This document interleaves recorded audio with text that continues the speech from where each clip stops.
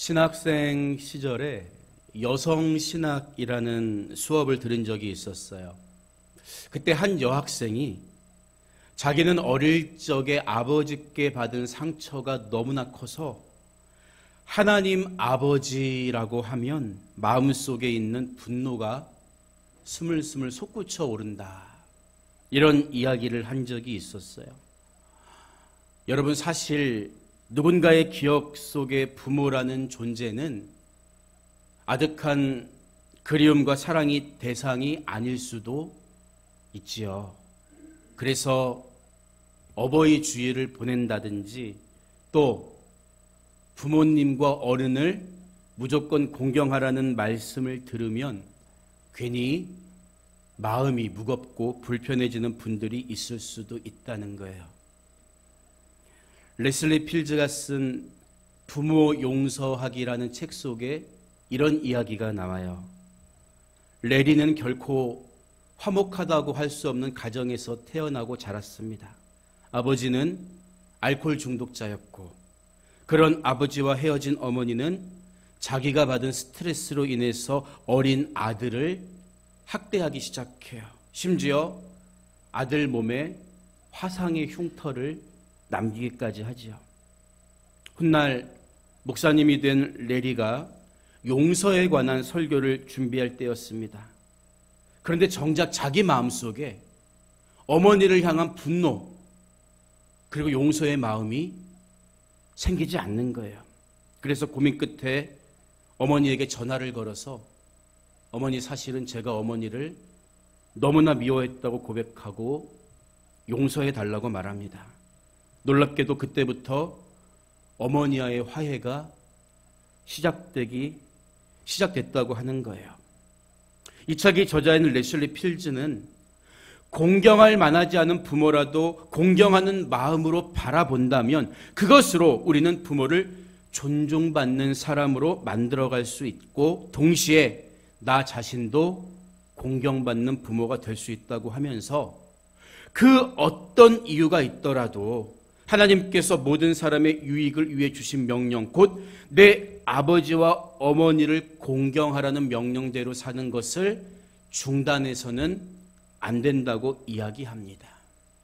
여러분, 우리 예수님은 원수까지도 사랑하라고 하셨는데 정작 우리는 가까운 부모나 이웃을 사랑하기보다는 평생 미워하면서 살 수도 있다는 거, 이게 두려운 거지요. 그런데 오늘 하나님이 우리에게 요구하시는 말씀 속에는 어떤 조건이나 단서도 붙어 있지 않아요. 하나님이 모세를 통해 말씀하시기를 어른을 존중하고 노인을 공경하라고 하십니다. 그리고 이어서 하나님을 경외하라고 하시지요.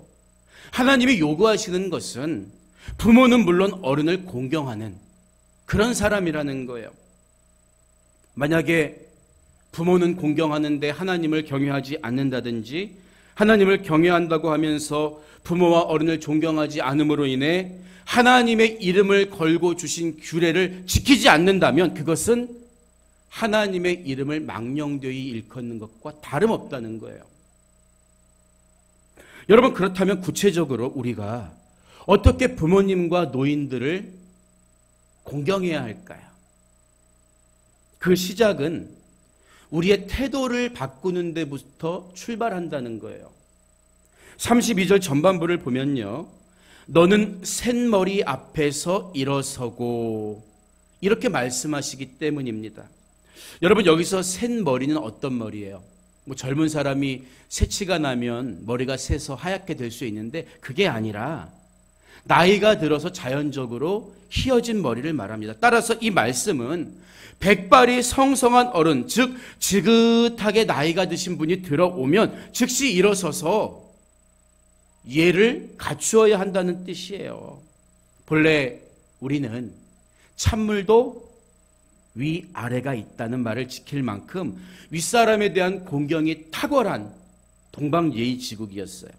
하나님 보실 때 싹수가 있는 민족이어서 우리가 이렇게 복을 받은 거예요. 노인은 부모가 아니더라도 사회에서 웃어드로 공경받는 게 우리는 너무나 당연한 삶을 살아왔다고요. 그렇다면 지금도 그럴까요? 오래전 제가 신학교 다닐 때 버스를 타고 집에 가는데 자리가 없어서 서서 간 적이 있었어요. 마침 정류장에서 할머니 한 분이 짐을 들고 타셨는데 앉아있던 교복 입은 학생이 할머니를 흘끔 쳐다보더니 그냥 앉아있는 거예요. 그 순간 이 버스 안에는 묘한 긴장감이 흘렀죠.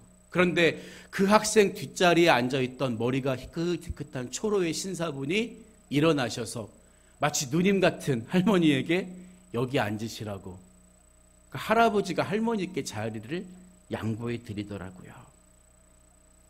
우리 세대엔 그게 당연한 일이었는데 아이들에게는 어느 순간부터 나도 힘든데 뭐, 내가 지금 피곤한데 뭐, 당연하지 않은 일이 된 거예요. 이게 벌써 20년 전 이야기니까 요즘은 어떻겠습니까? 오히려 지금은 머리가 하얗게 센 노인들에 대한 부정적인 인식이 젊은이들 사이에 팽배한 것 같아요.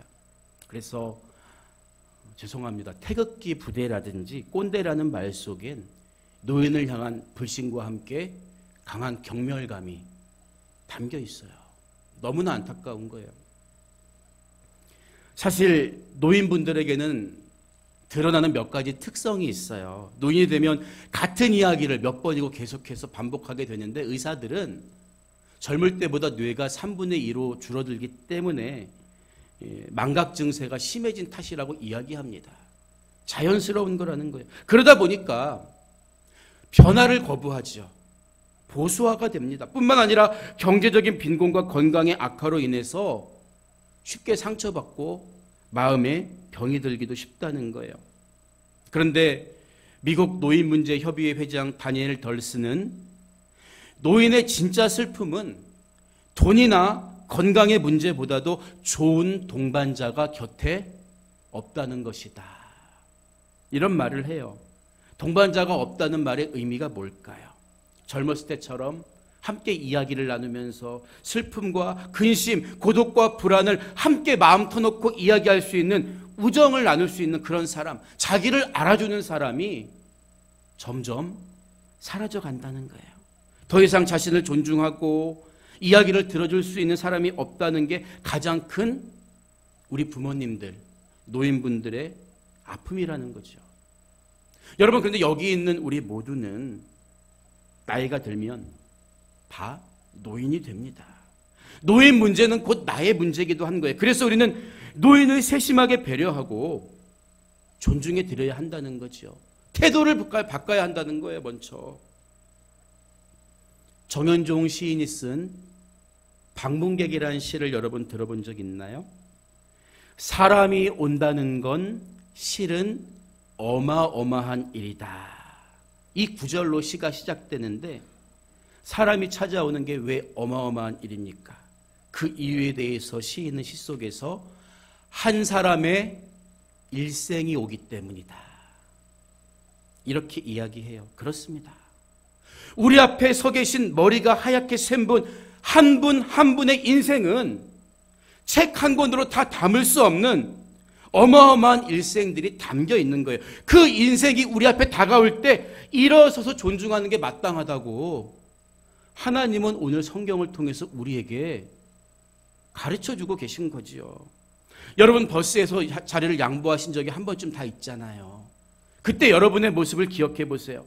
할아버지 할머니가 내 앞으로 다가올 때 야, 저분은 존중해 드릴 만해, 저분은 자리를 양보해 드릴 만해, 이렇게 판단하고 일어섭니까? 그렇지 않아요. 머리가 하얀 분의 인생이 다가올 때 우리는 저절로 그분을 존중하는 마음에서 일어나서 자리를 양보해 드린 거예요. 그래서 오늘 하나님도 어떤 조건도 달지 않으시고 너는 센 머리 앞에서 일어서라. 이것이 마땅하다. 인간의 도리를 가르쳐 주신 거예요. 사람과 사람 사이의 갈등이나 문제는 하나님이 판단하실 일이지만 그 이전에 노인을 존중하는 태도는 하나님이 우리에게 요구하셨다는 거죠. 그래서 우리는 먼저 부모님과 노인을 무시하지 말고 존중하는 태도부터 가져야 한다는 거예요. 이어서 32절 중반부를 보면요, 노인의 얼굴을 공경하며, 이렇게 말씀하세요. 우리가 노인에 대한 선입견을 버리고 태도를 바꿨다면 그 다음으로 할 일이 뭐라는 거예요? 노인의 얼굴을 공경해드리라는 거예요. 우리가 흔히 체면을 세운다고 할 때 체면이란 단어는 몸 체자와 얼굴 면자를 쓰지요. 몸 중에 얼굴은 그 사람의 전 인격에 드러나는 곳이기 때문에 얼굴빛이 칙칙하게 죽지 않고 환하게 빛나게 해주는 게 이게 체면을 세우는 거예요. 면을 세워주는 거예요. 따라서 노인의 얼굴을 공경하라는 말씀 역시 노인의 그 낯빛이 검하게 죽지 않게 어느 자리에서든지 항상 높여드리고 세워드려야 한다는 뜻이죠. 그런데 여기서 공경이라는 말로 번역된 이 카베드라는 히브리어의 원어는 존귀하고 가치 있게 여기다.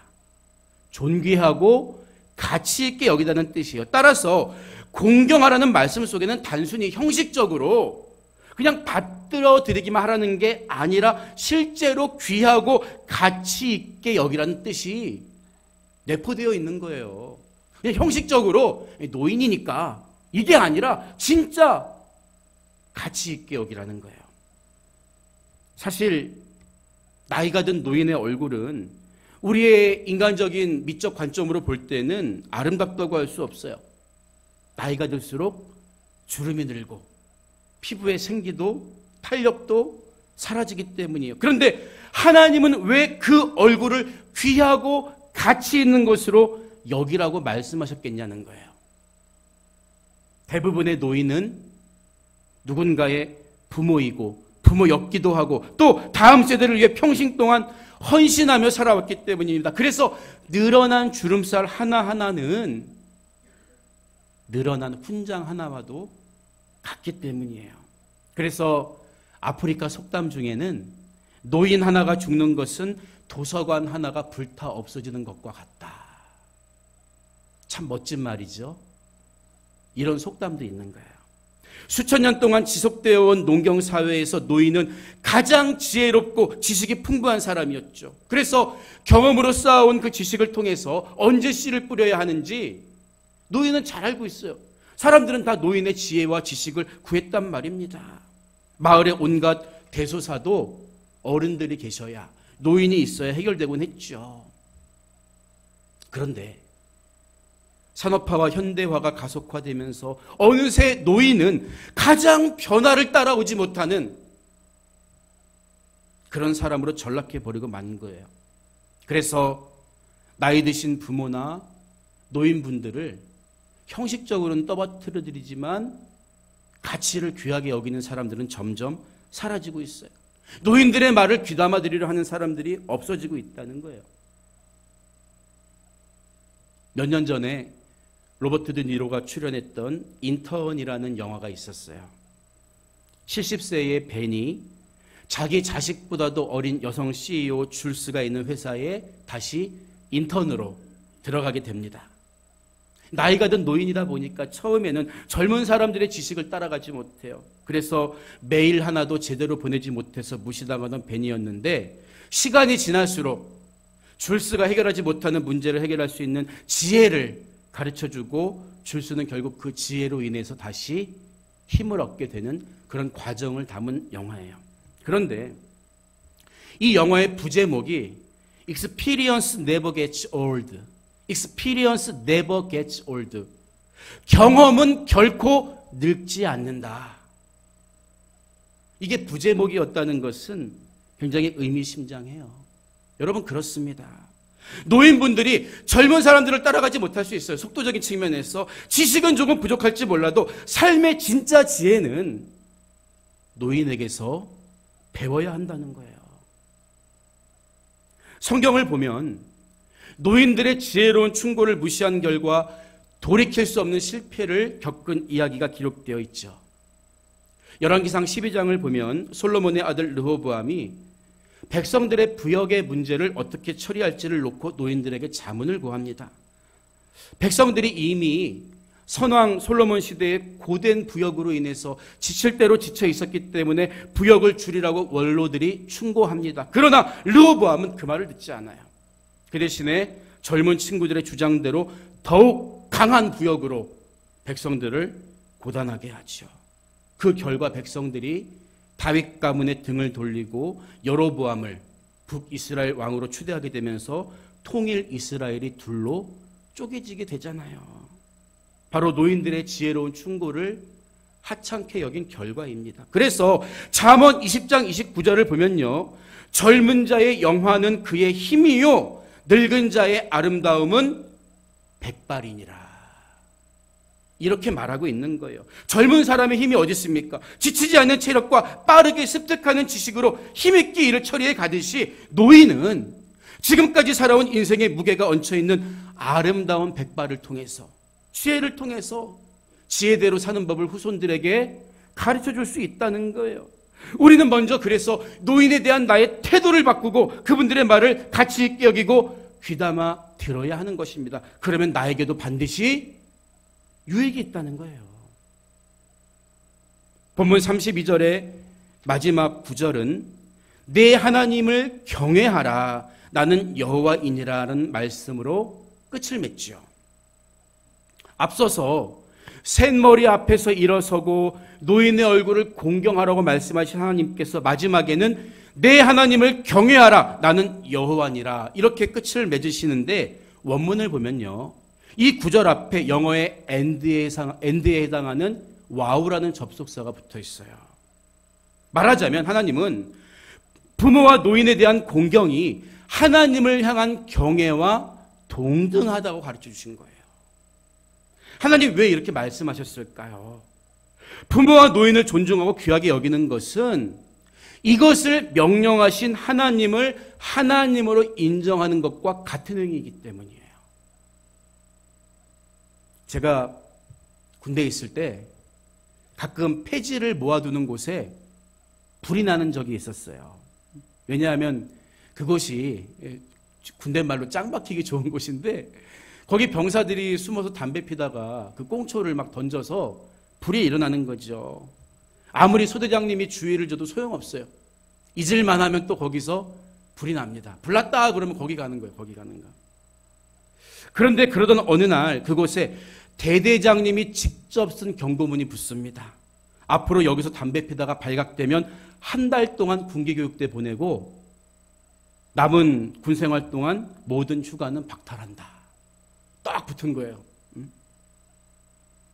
대대장에게 실제로 그런 힘이 있다는 것을 병사들이 인정했기 때문에 그 후로 거기서 담배 피는 사람은 하나도 없게 됐다는 거죠. 여러분 마찬가지입니다. 셋머리 앞에 일어서고 노인의 얼굴을 공경하라는 것은 하나님의 이름을 걸고 주신 규례라는 거예요. 따라서 우리가 하나님의 권위, 하나님의 실질적 능력을 인정한다면 이 말씀은 내가 판단하고 지키는 게 아니라 당연히 지켜야 하는 말씀이라는 거예요. 우리보다 인생을 먼저 사신 부모님과 노인에 대한 공경은 하나님이 창조하신 인간 질서에 대한 순종을 의미하는 것과 똑같습니다. 만약에 우리가 반대로 부모를 공경하지 않고 노인을 멸시한다면 그런 사회는 하나님이 만들기 원하시는 사회가 아니라, 하나님이 만들기 원하시는 질서대로가 아니라 인간의 본능과 힘의 지배대로 살아가는 그런 사회가 되고 만다는 거예요. 여러분, 하나님의 형상대로 창조된 인간은 언제적 모습이 가장 아름다울까요? 다니엘이 환상 중에 보았던 하나님의 모습을 묘사하고 있는데요. 다니엘서 7장 9절 중간을 보면 그의 옷은 희기가 눈 같고 그의 머리털은 깨끗한 양의 털 같고 이렇게 이야기해요. 훗날 사도 요한도 7 촛대 사이를 거느시는 그리스도에 대해 묘사하면서 그분의 머리털도 양털처럼 하겠다 이렇게 기록하고 있죠. 여러분, 유대인들에게 양털처럼 하얀 백발은 지혜를 상징합니다. 유대인들은 나이가 들수록 머리가 휘어지는 것을 하나님 앞에 조금씩 철들어가는 아름다운 모습으로 받아들였던 거예요. 그래서 잠언 16장 31절을 보면 백발은 영화의 면류관이라 공의로운 길에서 얻으리라 이렇게 이야기하는 거겠죠. 우리는 세상적인 미의 기준만 가지고서 젊음이 가장 아름다운 것으로 생각하고 노년의 아름다움을 바라보지 못하지만 노년에는 이렇게 하나님의 형상을 닮아가는 아름다움이 있다는 거예요. 노사연이라는 가수가 부른 바램이라는 노래가 있는데 노랫말이 참 아름답고 공감이 가요.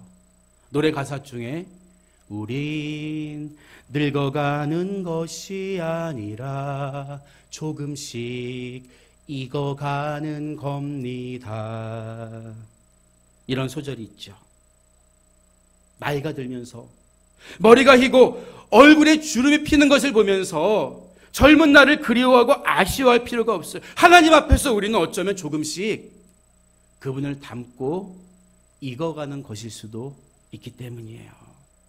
그래서 우리는 오늘 말씀을 기억하면서 나도 그런 노년의 날이 다가온다. 부모님과 노인을 존중하고 공경해야 하는 것입니다. 하나님은 내 부모를 공경하라. 그리하면 내 하나님 여호와가 내게 준 땅에서 내 생명의 길이라고 친히 말씀하셨고 에베소서 6장 3절 이하에서도 내 아버지와 어머니를 공경하라. 이것은 약속이 있는 첫 계명이니 이로써 내가 잘되고 땅에서 장수하리라고 이야기하고 있습니다. 여러분, 우리가 하나님의 이름이 걸린 규례를 지키면 하나님의 약속하신 복도 내 삶에 반드시 이루어지는 거예요. 부모님과 어른을 존중하고 귀하게 여기면서 하나님이 주시는 복을 누릴 수 있는 여러분의 삶이 되시기를 주님의 이름으로 축복합니다. 오늘 말씀을 마무리합니다. 어린 물고기 한 마리가 살고 있었어요. 이 물고기는 어른 물고기들이 이야기하는 바다라는 곳에 정말 가고 싶었습니다. 그래서 하루는 용기를 내서 수줍게 물어보죠. 바다는 어디에 있어요? 그러자 어른 물고기가 조용히 웃으며 대답합니다. 지금 네가 있는 이곳이 바다란다. 여러분, 우리도 때로는 이 어린 물고기처럼 하나님 은혜 안에 살아가면서도 하나님이 마치 먼 곳에 계신 것처럼 두려워할 때가 있어요. 그런데 우리 예수님은요, 내가 하늘에서 내려온 것은 내 뜻을 행하려 함이 아니요 나를 보내신 이의 뜻을 행하려 함이니라 말씀하셨습니다.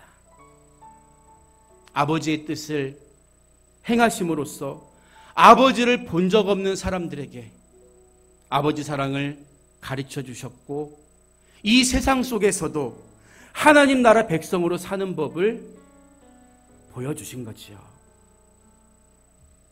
여러분, 부모란 또 어른이란 어떤 존재일까요? 아니, 어떤 존재여야 할까요?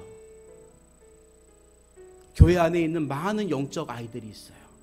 영적 아이들이 바다를 바다인 줄 모르는 물고기처럼 하나님의 은혜를 모르고 살 때 하나님 여전히 시퍼렇게 살아계시고 지금 나와 함께 여기 계시다는 거, 그것을 보여줄 수 있는 존재가 성경이 말하는 머리가 하얗게 센 지혜로운 노인의 모습은 아니겠습니까? 하나님은 당신의 대리자로 이 땅에 부모를 허락하셨고 지혜로운 어른들과 선생님들로 하여금 신앙의 다음 세대를 이끌어 가도록 하셨습니다. 그런 부모와 어른을 우리가 존중하고 귀하게 여겨드릴 때 하나님 나라는 우리에게서 멀지 않다는 거예요. 오늘 주신 말씀을 하나님의 이름에 걸고 주신 이 규례를 여러분 마음에 새기면서 부모와 어른을 항상 존중하고 공경하며 하나님 은혜로 살아가는 여러분 모두가 되시기를 주님의 이름으로 부탁드립니다.